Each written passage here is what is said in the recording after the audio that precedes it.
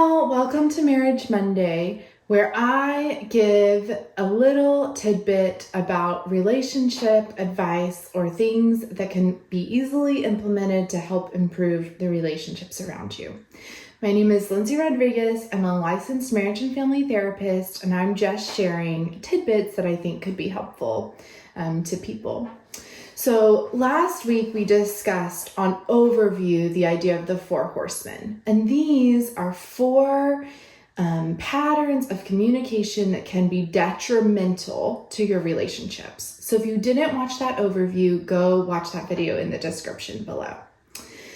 Today we're going to go in depth about one of the four horsemen, which is criticism.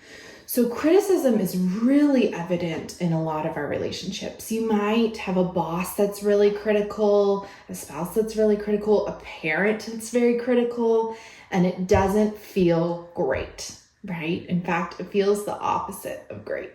So we're going to talk about what criticism is, if you are critical, and how to fix that, right? How to change that. So first off, criticism is very different than you critiquing someone or offering a critique or voicing a complaint, right? So if we need to bring up a complaint in our work environment, in our relationship environment, that is very different than criticizing someone. So criticizing looks like when we say, you always, you never, I can't believe you would do this. How could you, right? Criticism is making a universal statement about that other person's character that is negative.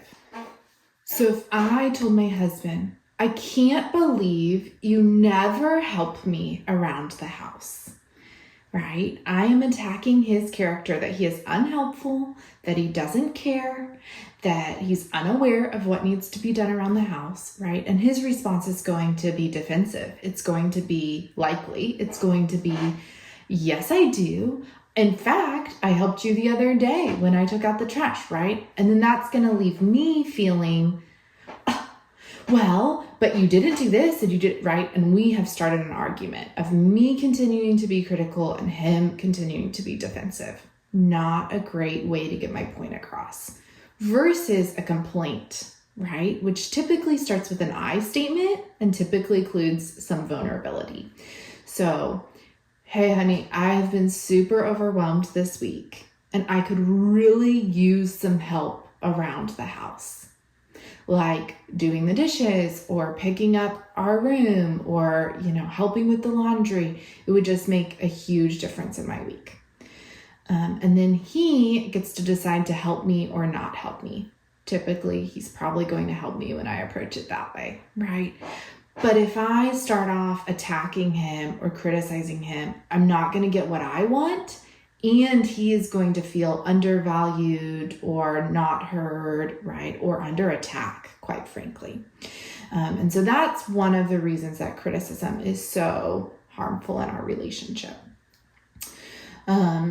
Next week, we will talk about defensiveness and go in depth a little bit more on that. And so if you don't want to miss that video, subscribe down below.